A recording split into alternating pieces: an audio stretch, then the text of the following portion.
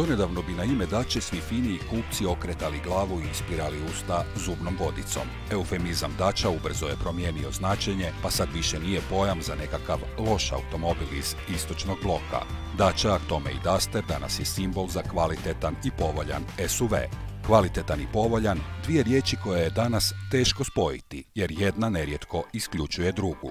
Druga generacija Dustera već je neko vrijeme na cestama i osim što zrači neodoljivim šarmom, tehnološki profitira od svega onoga što Renault i Nissan imaju u svom proizvodnom programu.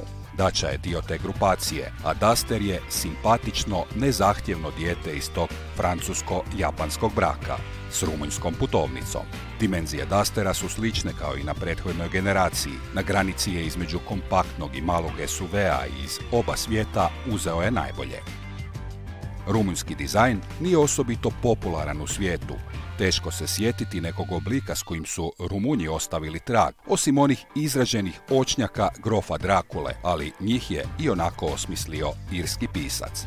A ako imate problem, tu je ipak Renault, koji je osigurao moderan i robustan eksterijer, ali i svrsishodnu te asketski atraktivnu unutrašnjost. Ipak je Dača u čvrstom zagrljaju Renaulta. Poboljšanja u odnosu na prvu generaciju su brojna. Upravljač je kvalitetniji, sjedala su kvalitetnija, u njih je uloženo malo više materijala, ali i promišljanja o ergonomiji. Kvalitetnije su i komande klima uređaja, a kvalitetnije je i sučelje multimedije. Na infotainment uređaju još uvijek ćete neuspješno tražiti funkcije naprednih aktivno-sigurnosnih sustava i parametre brendiranog audio sustava, a razlog zbog kojih ih nećete pronaći je jednostavan. Zbog toga što ih nema. Navigacija je ok, ali zbog čega su Dači procijenili da bi na našem tržištu trebali prodavati verziju navigacije sa kartama istočne Europe? Ne smijemo li u Trst vidjeti što je ostalo od Ponte Rossa ili u Beč na Kaiserschmarrn? Prostranost je uzorna, školski primjer funkcionalnog obiteljskog automobila, pa čak ako vam potomci izrastu ili ako i sami kupujete odjeću u XL džuri, bit će mjesta za sve. Prtljažnik sa 400 litara je izdašan, ali je utovarni prag morao biti malo niži.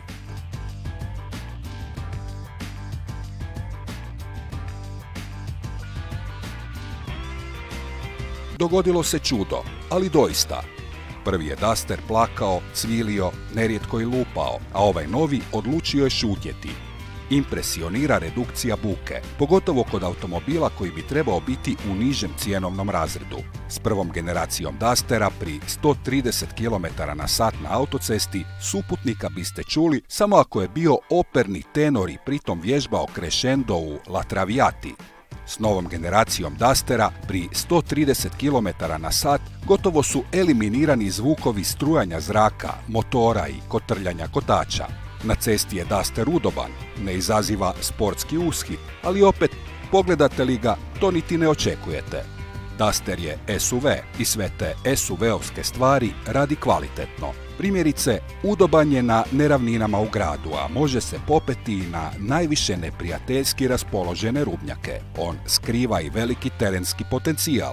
Pogon na sva 4 kotača nije stalan, ali će se uključiti kad će to biti potrebno. Kad prokližu prednji kotači, a na makadamu možete i blokirati 4x4 pogon pri nižim brzinama.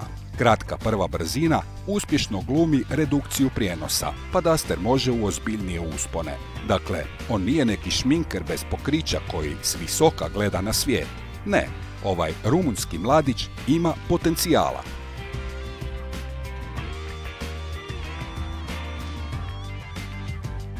Renault, 1,5-litrni dizelaš, veteran je mnogih bitaka i zaslužuje samo pohvale. Njegovo žilavo srce kuca u Renaultima, Nissanima, pa čak i u ponekom Mercedesu. Višekratna poboljšanja u posljednjih 15 godina izbrisala su mu sve mane, pa on odlično funkcionira čak i u ovom povećanom karoserijskom izdanju i s uključenim pogonom na sva 4 kotača, odnosno ne pokazuje deficit snage. Performanse su pristojne, primjerene ovakvom automobilu, a obuzdatelji temperament trošit će 6,5 litara goriva u mješovitoj vožnji. Za 164.000 kuna dobijete SUV sa pogonom na sva 4 kotača, dizelskim motorom, navigacijom s kartom istočne Europe, parkirnim senzorima i još mnogo toga. Duster nije samo povoljan, on je prije svega dobro vozilo. Premda još mnogima ime Dacia Duster zvuči poput nekog filma B produkcije, vjerujte, to su samo predrasude. Dacia je kvalitetna marka, a Duster iznadprosječan SUV.